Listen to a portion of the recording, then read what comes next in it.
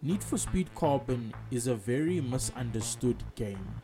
Probably one of the most misunderstood Need for Speed games, but first we need to talk about what exactly is Need for Speed Carbon. Need for Speed Carbon is Need for Speed Underground 2 and Most Wanted 2005 combined. You can see this in the many various game modes and gameplay. The game runs like Need for Speed Most Wanted, but plays like Underground 2. The storyline is pretty much the exact same setting as Most Wanted 2005, only this time being in a different city. The map and layout of Underground 2 and Carbon are almost the same, favoring more of a toge and mountainous format than a countryside highway based area.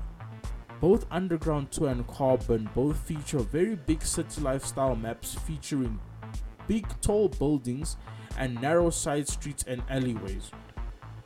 The storyline of Carbon is loosely based off of Most Wanted 2005, being more of a spiritual successor or prequel to Most Wanted 2005 rather than a sequel.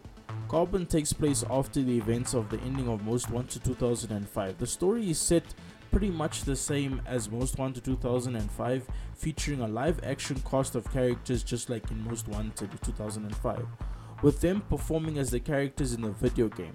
The story wasn't too bad, the actors were good, but the writing and characters were really cheesy.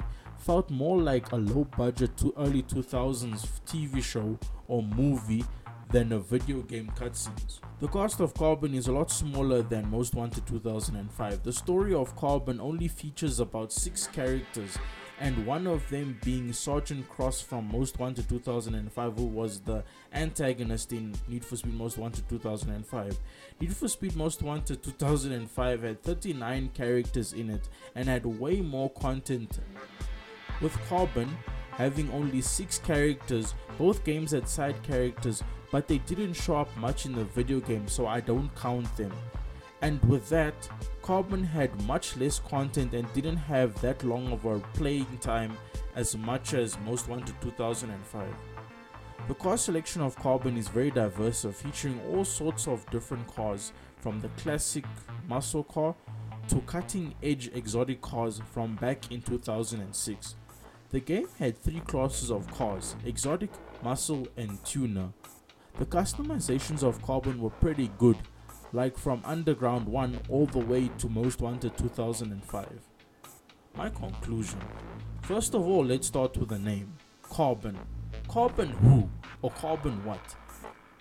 Need for Speed games have always had great titles like Hot Pursuit, Underground, Underground 2, High Stakes, Pro Street, Rivals, Heat, Unbound, and Shift 2 Unleashed.